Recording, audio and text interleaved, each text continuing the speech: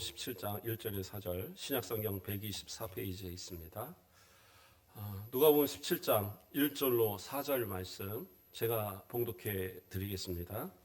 예수께서 제자들에게 이르시되 실족하게 하는 것이 없을 수는 없으나 그렇게 하는 자에게는 화로다.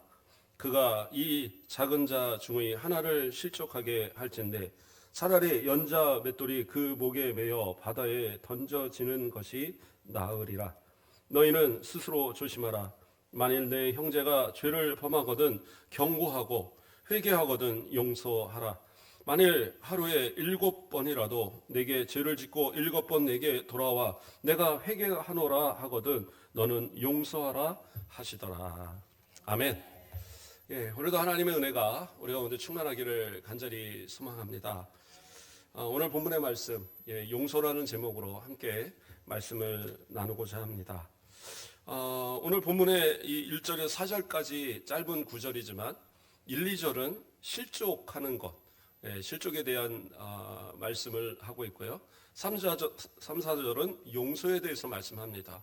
그런데도 전체를 이 용서로 하나로 묶을 수 있는 것은 이 두 가지가 전혀 연관이 없는 말씀이 아니에요.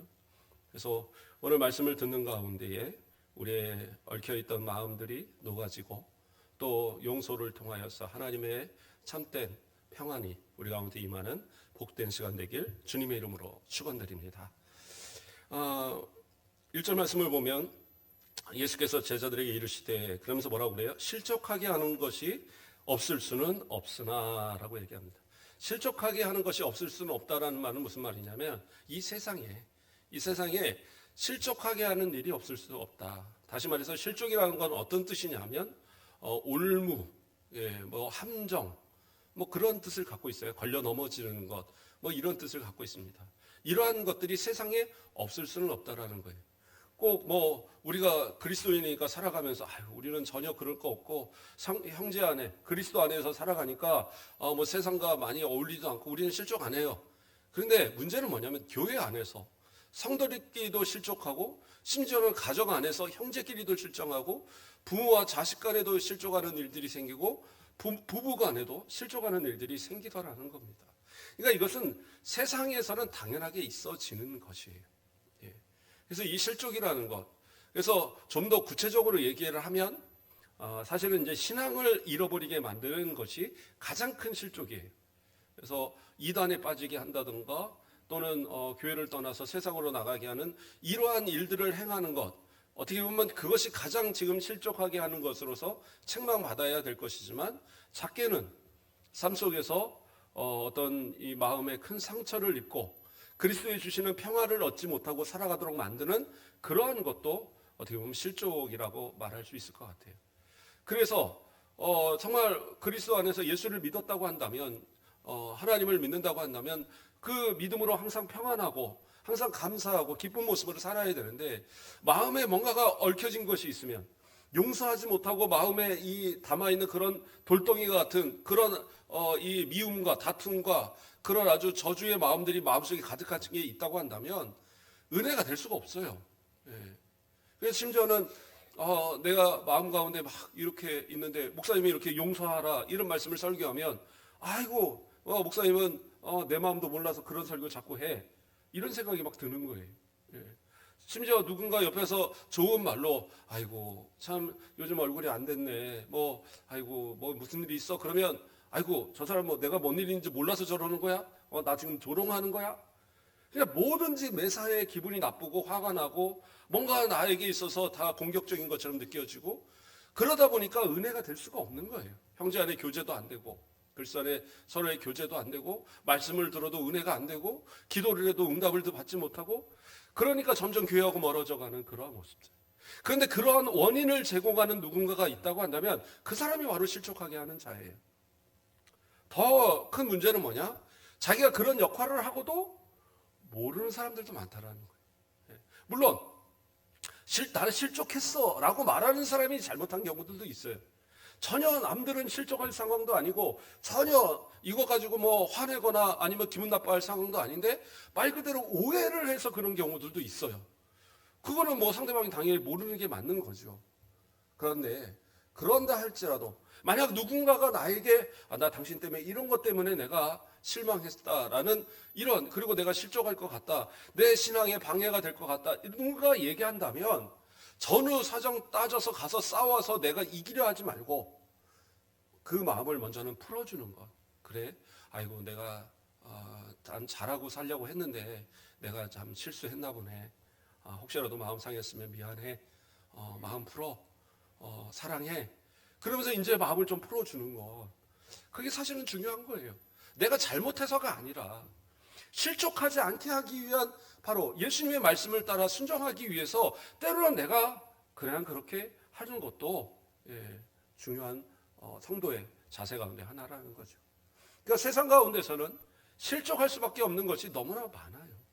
물질 때문에도 그렇고, 때로는 관계 때문에도 그렇고, 때로는 서운한 그러한 어떤 일들, 여러 가지 일들이 나를 실족하게 하는데, 진짜 성도라면 어떻게 해야 되느냐? 그 실족을 당하지 않기 위한 그러한 몸부림도, 노력도 분명히 있어야 돼요. 그것이 결국에 뭐냐? 용서라는 것으로 나타나는 거예요. 내가 진짜 서운해요. 그런데 어떻게 해요? 용서해버리면 되잖아요. 그래, 그럴 수 있어. 아니, 주님, 제가 그냥 용서하겠습니다. 예, 내가 나한테 뭔가 물질적 손해를 입혔어요. 그 사람은 그거 잡아야 돼. 예, 그런데 잡는다고 받을 상황이 못 되면 때로는 그래요.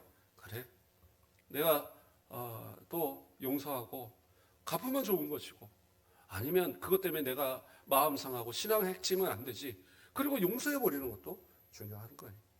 제가 예전에 부교육자 생활할 때 전도 특공대를 이끌면서 그런 얘기를 했어요. 성도들한테, 같이 있는 그 전도하러 오신 분들한테 용서하시라. 사람들 용서하시고, 혹시 뭐 한 10년 전, 20년 전에 돈 떼먹고 도망간 사람, 그 사람이 있어서 혹시 만나게 돼도 돈 내놓으라고 따지고 막 갖다 내다 꽂고 그러지 마시고 잊어버리시라. 그리고 좀 용서하시라. 그런 얘기를 했어요. 근데 어떤 분이 조용히 와서 저한테 하는 얘기가 뭐냐면, 용서는 할 수 있습니다. 돈은 받아야죠. 그러더라고요. 네. 그렇죠. 이게 돈이 커지면. 그런데 이게 법적으로요. 물론 이제 내가 청구를 할 수 없는 상황이기도 하지만 법적으로 이게 그것도 공소시효가 있더라고요. 그래서 청구가 이루어지지 않으면 얼마 지나면 내가 분명히 돈은 빌려준 건 맞는데 못 받아요. 못 받는 경우도 있더라고요. 법적으로 또 따져봐야 되겠지만, 그러나 용서하라는 의미는 무슨 의미냐면, 그 돈 때문에 내가 상처 입어서 평생 동안 막 끙끙 앓고 괴로워하고 고통스러워하다 나중에 어떻게 하다 그 돈 받았다 이거예요. 그러면 행복할 것 같아요? 아니요. 그 행복한 시간을 다 잃어버렸는데 그럼 뭘로 보상을 받고 뭘로 채우겠어요? 그러니까 용서해버리라는 거죠. 자, 그래서 내가 실족하지 않기 위한 노력도 반드시 필요하다. 우리는 그것을 생각할 필요가 있어요. 자, 그러면서 이야기합니다. 다시 돌아가세요. 실족하게 하는 것이 없을 수는 없으나 세상에 분명히 있어요. 그런데 어떤 사람이 화가 받아요? 그렇게 하게 하는 자에게는 화로다라고 말씀하고 있어요. 그렇게 하게 하는 자. 한마디로 실족하게 하는 자는 화가 있어요. 어떤 화가 있어요? 2절 말씀을 보면 그가 작은 자 중에 하나를 실족하게 할진데 차라리 연자와 맷돌이 그 목에 매어 바다에 던져지는 것이 나으니라. 이 연자 맷돌 뭐예요? 나귀나 소나 이런 애들이 이렇게 둥글둥글 돌아가면서 이렇게 굴리는 그 연자 맷돌, 큰 거 말하는 겁니다. 그걸 목에 맞고 이렇게 떨어져요. 그러면 살 수 있어요? 물속에? 못 올라옵니다. 딱 묶어놓고 들어가면. 그래서 아니 예수님은 왜 이러한 잔인한 이야기를 했을까 했는데, 이 당시에 로마에서 뭐 십자가 이 형과 마찬가지로 상당히 잔인한 형 가운데 하나인 거예요. 이 실제로 사형법 중에 하나인 겁니다. 그래서 아주 잔혹한 그러한 이 죄인들, 이러한 사람들을 죽일 때 정말 아주 그 사람한테 고통스럽게 죽이게 하기 위해서 손을 묶어놓고 맷돌을 목에 매어갖고 갖다 물속에도 던져버리는 거예요. 그러면 아무리 바등 쳐도 어쩔 수 없이 물속에서 빠져 죽는 거죠. 이것이 당시에 가장 무서운 형벌 가운데 하나였던 겁니다. 그래서 예수님을 그걸 들여서 얘기하는 것이 뭐예요? 너희들 그거 되게 두렵지? 그거 되게 무서운 형벌이지? 그런데 이거보다 더 무서운 게 뭐냐? 나중에 하나님 앞에 심판받는 거라는 거예요. 다른 사람을 실족하게 하는 사람, 결국에 다른 사람한테 그 실족한 그것으로 인해서 하나님께 실족하게 만든 그것으로 인해서 하나님 앞에 이거보다 더 큰 그런 형벌을 받게 된다는 거예요. 그러니까 차라리 이게 더 낫다. 차라리 이것으로 끝날 수 있다면 이게 더 나은 거야. 그런데 이것으로 끝나지 않아. 나중에 하나님 앞에 책망받는 게 있는 거야. 그 심판받는 게 있는 거야 라고 말씀하고 있는 거예요. 자, 그러면 우리 성도들은 생각할 거예요. 아이고, 저는요 예수 믿었잖아요. 예수 믿고 예수님한테 다 회개했는데 그러면 저는 당연히 용서받은 거 아닙니까? 그러니까 천국 가는 거 아무 문제 없잖아요. 제가 하나님 앞에 헌금을 안 했습니까? 예배를 안 드렸습니까? 기도를 안 했습니까? 저 열심히 과거에 지은 자 다 회개했고 하나님께 용서받았고 지금은 이렇게 신앙생활 잘하는데 제가 무슨 책임이 있습니까? 그런데 중요한 것은 뭐예요? 내가 실족해 한 그 사람에게 용서받았는가라는 것을 생각하셔야 돼요. 다른 성경 구절에서 마태복음 5장 23절에서 24절에 뭐라고 나옵니까? 그러므로 예물을 제단에 드리려다가 거기서 내 형제에게 원망 들을 만한 일이 있는 것이 생각나거든 예물을 제단 앞에 두고 먼저 가서 형제와 화목하고 그 위에 와서 예물을 드리라 이렇게 하고 있어요. 그러니까 예배를 드리고 기도를 하고 헌금을 드리고 이게 중요한 게 아니라는 거예요. 진짜 신앙인이라고 한다면 진짜 하나님 앞에 구원받은 성도라고 한다면 누군가와 화해하지 못하고 누군가를 용서하지 못하고 또는 누군가를 실족하게 만들고 이러한 모든 것들을 해결하지 못하고 하나님 앞에 와서 하나님 영광 받으세요. 하나님께서 그 예배를 받으시겠냐라는 거예요. 그러니까 예물을 가지고 왔다가라도 그 예물 놓고 빨리 돌아가서 화해하고 다시 와서 그 예물을 제단에 올려놓고 예배 드리라는 거예요. 예수님의 말씀입니다. 그러니까 이 말씀은 결국에 뭐예요? 실족하게 하는 자 그의 신앙이 하나님 앞에 인정받을 수 있느냐 그것을 심각하게 고려하라는 거예요. 다른 사람을 실족하게 하는 거 정말로 어려운 그 일입니다. 그걸 해결하는 거. 만약에 나는 예수 믿어서 구원받았다고 막 행복해하는데 내가 실족하게 만든 그 한 사람이 마음에 그 아주 고통을 가지고 평생을 살아가면서 나는 저 사람 믿는 예수님 안 믿어. 저 사람 천국 가는 거면 나는 안 가. 나는 차라리 지옥 갈 거야. 그리고 진짜 지옥 갔다. 그리고 나중에 하나님 앞에서 심판받을 때 너 왜 예수 안 믿고 이렇게 왔냐? 라고 물어볼 때 저기 누구 권사가 저기 누구 장로가 저기 어떤 목사가 나를 이렇게 실족하게 만들어서 나는 신앙생활 안 한다. 그리고 나 지옥 갑니다. 이렇게 말하면 그 책임을 누가 지겠냐라는 거예요. 이거 정말 무서운 얘기 있잖아요. 가끔 보면 연예인들이나 이런 사람들이 보면 정말 작품 하나 잘해서 정말 잘 나가는 사람들이 있죠. 그래 참 저 사람은 아이고 그렇게 참 이쁘게 연기도 잘하더니 저렇게 참 사람들한테 이렇게 환호를 받는구나. 그런데 보면 뭐예요? 고등학교 때, 중학교 때, 심지어는 초등학교 때 학폭, 남들을 괴롭힌 거 자기는 벌써 다 잊어버렸어요. 기억도 못해요. 근데 그 당한 사람들은 어떻게 해요? 그걸 평생 가슴에 안고 사는 거예요. 근데 아니 저놈은 저렇게 나를 괴롭히던 놈이 어떻게 저렇게 사람들한테 사랑받아? 아니 난 그걸 못 봐. 그리고 다 갖다 그냥 그거를 고소해버리고 아니면 고소가 안 될 것 같으면 다 인터넷에 다 드러내버리잖아요. 물론 과장되거나 심지어는 악의적으로 한 경우도 있겠죠. 그거는 뭐 재판을 통해서 판단한다고 한다면 그러나 정말 내가 잘못했다면 그건 어떡하겠어요. 그래서 제가 가끔은 그런 거 보면서 저도 고민에 한번 빠져본 적이 있어요.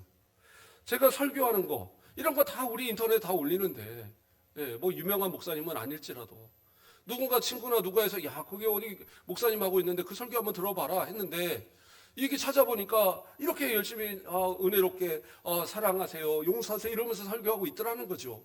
그런데 저를 바라보면서 아니 저놈이 옛날에 나를 괴롭혔는데 저놈이 나한테 나쁜 말을 했는데 저놈이 나를 힘들게 했는데 그래서 나는 지금도 실족하고 있는데 아니 그런데 저렇게 은혜롭게 저렇게 하고 있어? 이거 한번 보자.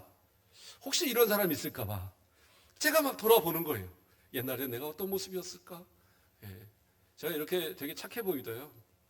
저도 한때는 뭐 그렇다고 막 비행 청소년은 아니었는데 싸움도 많이 했고 또 그랬던 기억들이 나요. 초등학교 때나 이럴 때는 좀 불이었던 것 같아요. 그래갖고 저는 욕을 안 하니까 친구들이 저한테 욕을 하면 도저히 못 참겠더라고요. 그래갖고 저한테 욕하는 애하고 그날은 싸우는 거예요. 그래갖고 실컷 때려주고, 제가 주먹은 좀 크고 그러니까 실컷 때려주고, 그리고 이제 씩씩거리고 이기고 이제 집에 오고 막 그랬던 기억이 납니다. 그러다가 이제 대통 잘못 거리면 또 등치 큰 애한테 제가 얻어맞기도 하고 하는데, 제가 한 중학교 때인가 제가 하나님 앞에 기도하면서 그랬어요. 하나님, 제가 목사님 되겠다고 기도하면서 이런 싸움하면 안 되겠죠. 하나님, 제가 참을 수 있는 마음 주시고, 넓은 마음 주시고, 기도하는 마음 주시고, 착한 마음 주시고, 좀 그러한 사람 되게 해주세요. 기도하면서 기도하니까 점점 바뀌어지더라고요. 싸울 일도 없어지고, 원수 되는 사람도 없고, 예, 어느 순간부터 친구들이 너 화 한번 내봐라 옆에서 장난칠 정도로 그렇게 바뀌어지더라고요. 예. 그렇다고 해서 화를 안 내냐? 아니, 또 낼 때는 내겠죠. 그러나 이제 보편적으로는 그래도 좀 더 나은 모습들이 되어져 가더라고요. 그런데 만약 누군가 그 이전에 저한테 한 달이라도 맞았던 사람이 나중에 기억을 해서 너 나를 때렸었는데 라고 얘기한다면 정말 부끄러울 것 같아요. 예. 예. 또 우리 권사님들이나 집사님들, 우리 장로님 찾아와서 제가 심각하게 말씀드립니다. 그때 맞았던 상처가 아직도 마음에 남아서 저 도저히 교회 못 다니겠는데 이런 사람 목사님 세워도 되겠습니까? 그러면 어떡하겠어요? 예. 저는 진짜 얼굴을 못 들 것 같아요. 그래서 미리 말씀을 드린 겁니다. 그런 사람들 오면 조용히 데려오십시오. 제가 사과하고 잘. 자, 어쨌든 물론 뭐 제가 어려서부터 그래도 한 지역에서 살았으니까 뭐 어렸던 그랬던 뭐 친구도 다 나중에 다 친한 친구들인데 그냥 예로 얘기를 드리는 겁니다. 그런데 내가 생각하지 못했던 많은 사람들이 때로는 나로 인하여 상처받고 나로 인하여 실족하고 가슴 아파하는 경우들이 많이 있다는 말입니다. 나는 정말로 정직하게 사는 것 같고, 나는 남한테 손해 안 준 것 같고, 나는 정말 내 열심히만 사는 것 같은데도 누군가는 나로 인하여 상처받는 경우들이 생길 수 있어요. 때로는 그것이 내 아내일 수도 있고, 내 남편일 수도 있고, 내 자녀일 수도 있고, 내 형제일 수도 있어요. 더 나아가서는 우리의 믿음의 교회 안에 형제일 수도 있고, 내가 집사인데 저기 뭐 장로님 왜 저래? 그런데 나를 때문에 장로님이 실족할 수도 있어요. 나 때문에 권사님이 실족할 수도 있는 거예요. 나 때문에 목사님이 실족할 수도 있고, 반대로 목사님 때문에 성도들이 실족할 수도 있고. 그 책임은 누가 져야 되느냐? 실족하게 만든 사람이 책임져야 된다는 거예요. 그러니까 어떻게 해요? 이러한 모습이 생각나고 누군가가 그것을 나에게 지적하고 누군가가 그것에 대해서 말한다면 이유 따지지 말고, 잘잘못 따지지 말고 그 앞에서 죄송합니다. 잘못했습니다. 제가 부족했습니다. 제가 아직 하나님 앞에 그리스도인다운 모습으로 온전하지 못한 것 같습니다. 용서해 주세요라고 용서를 구할 수 있는 그것이 신앙인의 자세라는 겁니다. 그게 진짜 믿음의 자세인 거예요. 그렇지 않는다면 그 책임은 누구한테 져요? 하나님 앞에 가서 심판으로 내가 받을 수 있다라는 거예요. 내 신앙의 모습들을 돌아보시자는 겁니다. 그리고 또 이어서 말씀합니다. 뭐라고 그래요? 너희는 스스로 조심하라. 이 얘기가 뭐예요? 스스로 조심하라는 것은 이러한 자가 되지 않도록 나 스스로 자꾸 돌아보라는 겁니다. 나 스스로 조심하여 행동하라는 겁니다. 말 한 번 할 때에도 조심하라는 거예요. 목사님들도 실수하는 것 중에 가장 뭐냐? 설교할 때 실수를 합니다. 오늘도 목사님들 몇 분하고 식사를 나눴는데 점심에 그런 얘기를 하시더라고요. 내가 아무리 그냥 하나님의 말씀만 전하려고 마음 먹고 설교를 올라가도요, 때로는 나도 모르게 누군가한테 서운한 얘기를 하고 있더라는 거예요. 누가 나에게 잘못한 것에 대한 지적을 내가 말하고 있더라는 거예요. 누가 들어봐도 그 사람인데 라는 말을 하고 있더라는 거예요. 그래서 자기도 깜짝 놀라고 항상 그러지 않으려고 노력을 한다라는 말을 하더라고요. 그렇죠. 그러한 말로 인해서 누군가 또 상처를 받으면 그때는 그 책임을 누가 져요? 목사님이 져야 되잖아요. 그래서 주님께서도 선생님 많이 되지 말라라고 얘기하는 거죠. 말에 대한 책임을 져야 되니까. 그러므로 스스로 조심해서 내 말과 내 행동이 다른 사람을 실족하게 하지 않는가 분명하게 생각을 해야 돼요. 뿐만 아니라 실족을 당한 사람도 마찬가지입니다. 내가 계속 실족을 당한 상태로 있을 거냐? 아니요. 그것도 스스로 조심해야 돼요.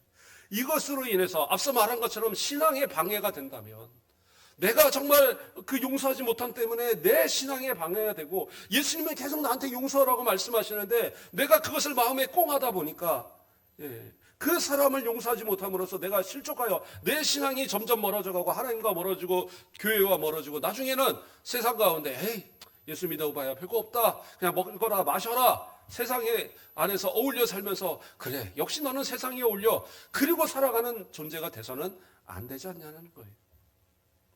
하나님 앞에 좀 그러한 나 스스로를 좀 돌아보는 돌볼 줄 아는 그래서 조심해야 할 수 있는 그러한 성도가 되어야 된다. 그러면서 이제 뭐라고 합니까? 만일 내 형제가 죄를 범하거든 경고하고 회개하거든 용서하라. 그러니까 용서라는 것을 얘기하고 있어요. 그래서 어떤 분들은 그러면 용서하는데 그 사람이 계속 죄를 짓는데 죄 짓는데 계속 용서해야 됩니까? 그런데 전제가 있잖아요. 뭐라고 그랬어요? 경고하고. 경고하라는 것은 무슨 얘기냐? 그 전에서는 견책하고라고 이제 개역 한글에서는 얘기했어요. 근데 이제 원문에 더 가깝게 경고하고로 바꾼 거예요.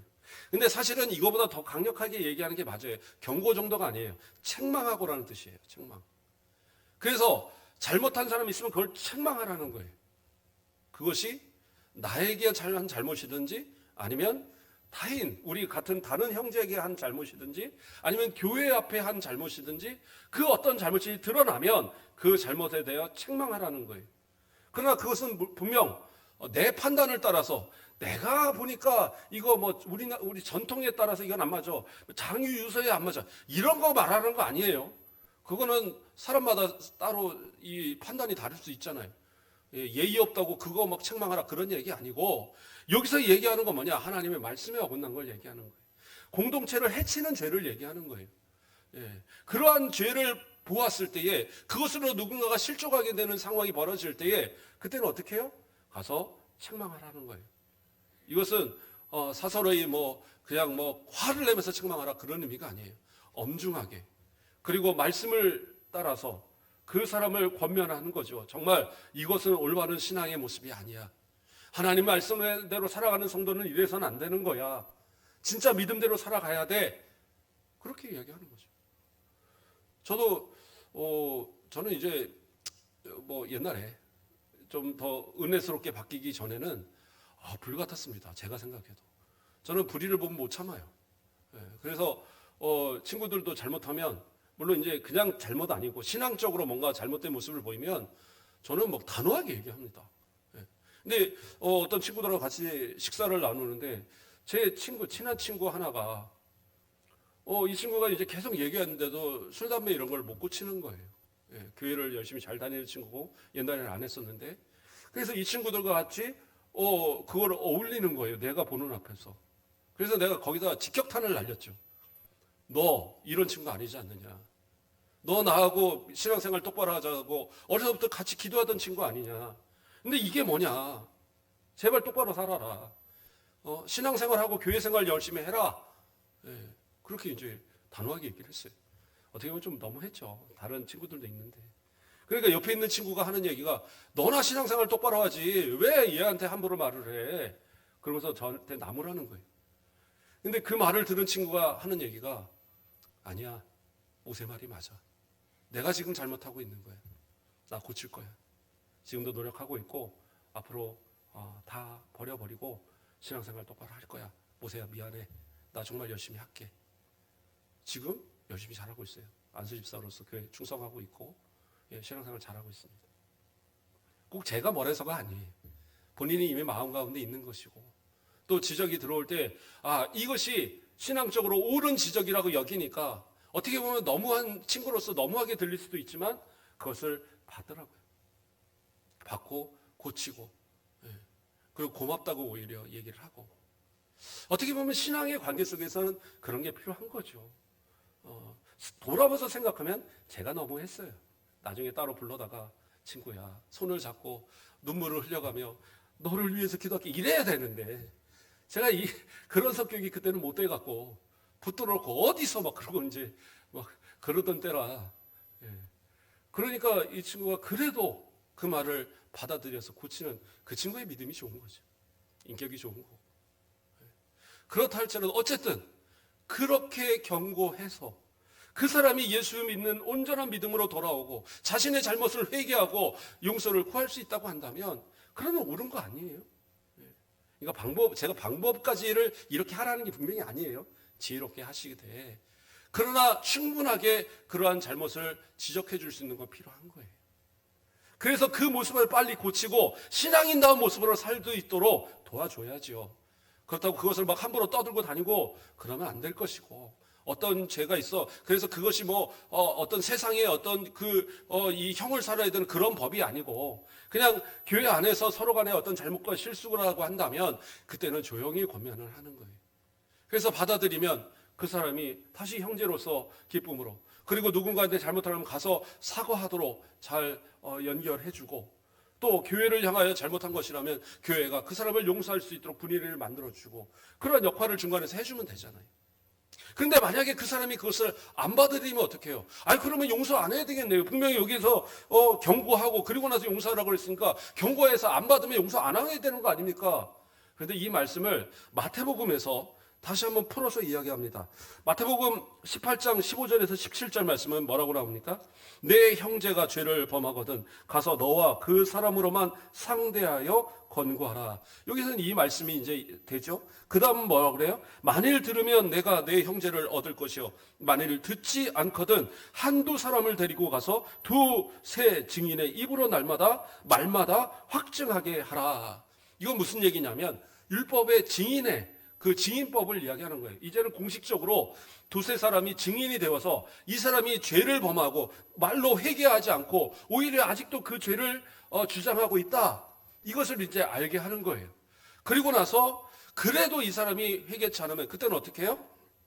만일 그들의 말도 듣지 않거든 교회의 말하고 교회의 말도 듣지 않거든. 그러니까 먼저는 교회에게 이제 그 다음에 세 번째는 교회에다 얘기하는 거죠. 그래서 교회가 권면을 하는 겁니다. 목사님이 또는 당회가 그래서 불러서 권고를 해요. 신앙생활 이렇게 하면 안 됩니다. 믿음생활 똑바로 해야 합니다. 예, 이제 이러한 잘못이 있으면 교회 앞에 또는 성도 앞에 서로 화해하고 회개하십시오 하고 이제 권면하는 거예요. 그러면 성도는 어떻게 해요? 아멘으로 받아야 돼요. 당회의 권위는 그리스도의 권위, 하나님의 권위로 권면하는 겁니다. 당회가 그냥 있는 게 아니에요.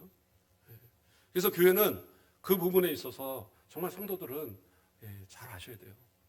물론 행정으로서 이 예산이나 이런 것을 할 때 있어서의 당회 권위가 무조건 당회가 전하는 대로 해라, 그건 아니죠. 공동의회가 모든 것을 다 허락을 해야 되고 그 전에 재직회가 있고, 그리고 당회는 어떤 안을 내는 거지 그 안이 100% 당회가 무조건 주장한다고 되는 건 아니에요. 그러나 죄에 대한 문제, 치리에 대한 문제는 당회의 권한입니다. 그거는 누구도 관여하지 못해요. 안수 집사님들이 와서 이거는 좀 봐주시죠. 권사님들은 이거 좀 봐주시죠. 그런다고 되는 게 아니에요. 분명하게 잘못이 있으면 지적을 하고 그것을 지도할 권한이 당회에 있어요. 왜냐하면 장로님들의 그 헌법에 장로의 직분이 뭐예요? 성도들을 돌보고 지도하는 것이 장로의 직분입니다. 목사님도 마찬가지고. 그래서 그 권한이 당회에 있는 거예요. 그런데 만약에 그렇게 교회가 권고했는데 듣지 않으면 그때는 어떻게 뭐라고 얘기하고 있어요? 끝부분에 교회의 말도 듣지 않거든 이방인과 세리같이 여기라. 이게 뭐냐면 권징을 얘기하는 겁니다. 권징. 그래서 교회의 경고, 당회의 권고를 무시했을 때는 어떻게 해요? 당회가 재판국으로 바뀝니다. 그래서 재판을 하여서 뭐라고 명하느냐? 수찬 정지 해서 몇 개월 동안 세례 그 성찬에 참석할 수 없습니다 하기도 하고 회개의 기간을 주고요. 만약에 그것도 듣지 않으면 나중에 어떻게 해요? 출교. 그러니까 출교를 어떤 분들은 그냥 이 교회 나가면 다른 교회 가면 되지. 그거 정말 잘못된 생각입니다. 이 교회에서 만약에 출교를 받으면요, 이 교단의 어떤 교회도 받지 않아요. 더 나아가서는 다른 교단에서도, 정상적인 모든 교단에서는 그 사람을 받지 않습니다. 자기가 모른 척하고 가서 예배 드리는 건 어쩔 수 없죠. 그러나 정상적인 교회들은 직분을 받은 사람이나 이런 분들에 있어서는 이명서를 요구합니다. 지금도 많은 교회들이 이명서를 요구해요. 왜 그러냐면 혹시라도 칠의 받고 나온 경우들이 있을까 봐. 그래서 칠의를 받은 경우들은 그 칠의가 해소되지 않으면 그 교회들을 세우지 않아요. 절대로. 그것이 법입니다. 그리고 모든 교단이 서로가 암묵적으로 지켜주는 법이에요. 그래서 출교는 더 이상 이 사람은 그리스도인이 아닙니다라는 선언이에요. 되게 무서운 겁니다. 그런데 이것을 아무렇게 하느냐? 그게 아니라는 거죠. 개인이 가서 권면해보고, 안 되면 두세 사람이 가서 해보고, 아니면 교회가 권면하고, 그래도 듣지 않으면 그때 마지막으로 최종적으로 이러한 징계를 해요. 그런데 참 그때에 가서라도 저는 잘못했습니다. 제가 고집했습니다. 용서해 주세요. 이제는 하나님 앞에 신실한 일꾼으로 살겠습니다. 그러면 용서하는 거예요. 교회가 그렇게 뭐 그렇다고 무자비한 건 아니잖아요. 용서를 구하면 해발합니다. 왜? 예수님께서 해발하라고 그랬잖아요. 용서를 구하면 용서하라고 그랬잖아요.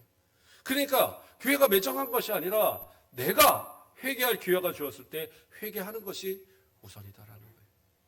이것을 우리는 분명히 아셔야 돼요. 예수님의 말씀입니다. 그래서 다시 본문으로 돌아가서요.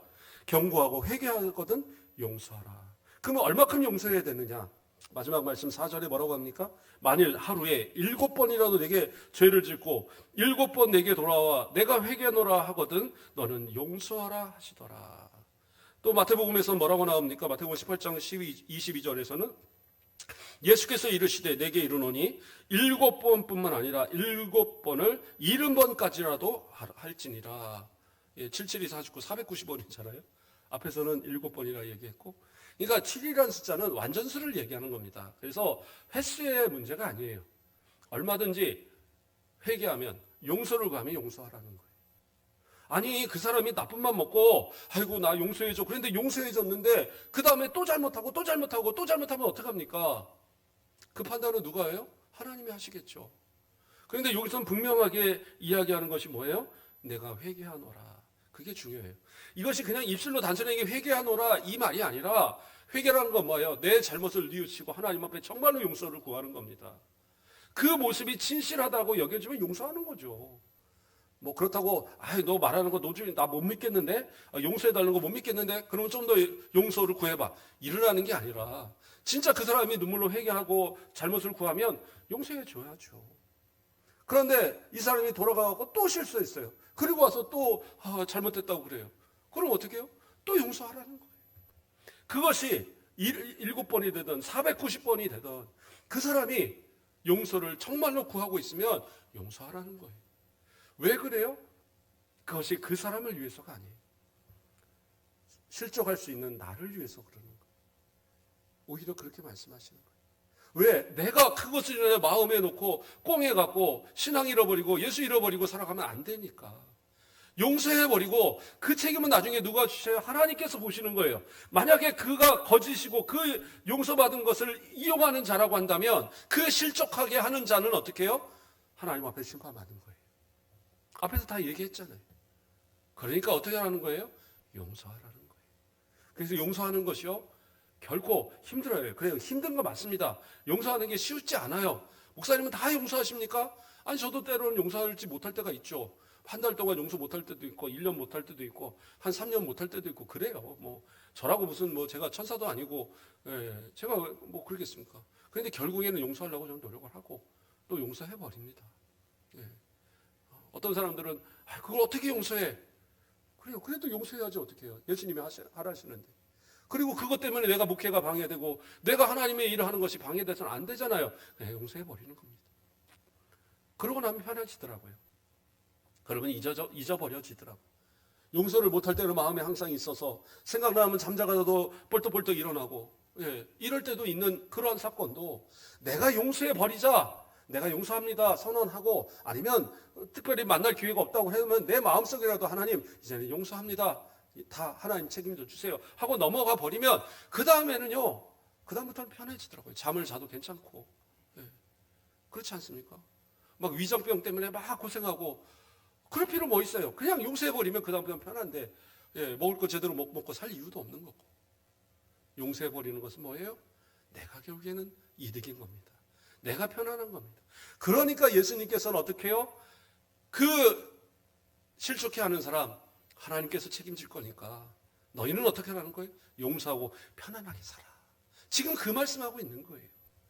그렇다고 한다면 이렇게까지 편안할 수 있는 모든 방법을 우리에게 알려주셨는데 용서하며 안 하며 살아가는 것이 어떻게 보면 내가 손해 아니겠어요? 오늘 혹시라도 생각나시는 그 왼수가 있다 그러면 그 왼수, 그건 참 오래 살아. 뭐 이런 생각하지 마시고, 예. 그런 사람은 뭐 갔다가 넘어지지도 않아. 뭐 이러면서 그런 생각하지 마시고, 하나님 잘 먹고 잘 살다가 하나님께서 책임져 주세요. 예. 혹시라도 이 땅에서 그런 마음 먹으면 안 되지만 혹시라도 이 땅에서 회개해 갖고 천국 갈까 봐 두려우니까 하나님 복 주세요. 차라리 그래. 그렇다고 그 사람이 또 회개하면 내몰자기 그럴 수는 없죠. 형제가 되는 거니까 기뻐하면 되는 거고. 하나님께 다 맡겨버리고 그냥 그렇게 행복하게 살자고요. 예. 다 용서하시고 사랑하시고 권면하시며 형제를 정말 형제다운 형제로 만들어가는, 그리고 모두가 그리스도 안의 한 지체로서 사랑하고 또 평안을 누리는 우리 가곡계 모든 성도들 되시길 주님의 이름으로 축원드립니다. 기도하겠습니다. 사랑의 하나님, 감사를 드립니다. 세상에는 실족할 만한 일들이 왜 그리 많은지, 가정에서도 교회에서도 직장에서도 사람들과의 관계 속에서도 우리의 마음이 너무나도 상하고 실족할 때가 많이 있습니다. 그러나 주님, 용서하라 하셨사오니 용서하는 마음 허락하여 주시고, 주님께서 모든 것을 해결하사 다툼이 변하여 화목이 되게 하시고 미움이 변하여 사랑이 되어지도록 그리스도 안에서 모두가 평안한 우리가 되게 하시며, 혹시라도 우리가 마음에 응어리가 있어 용서할 수 없는 마음이 있다면 주님 앞에 다 맡겨버리고 용서함으로 하나님께서 책임져 주시는 심판 때에 하나님께서 벌하시는 그것을 믿고 우리는 또 믿음으로 하루하루를 주님과 더불어 행복하게 살아가는 우리 모든 성도들로 축복하여 주시옵소서. 감사합니다. 예수 그리스도의 이름으로 기도드립니다. 아멘.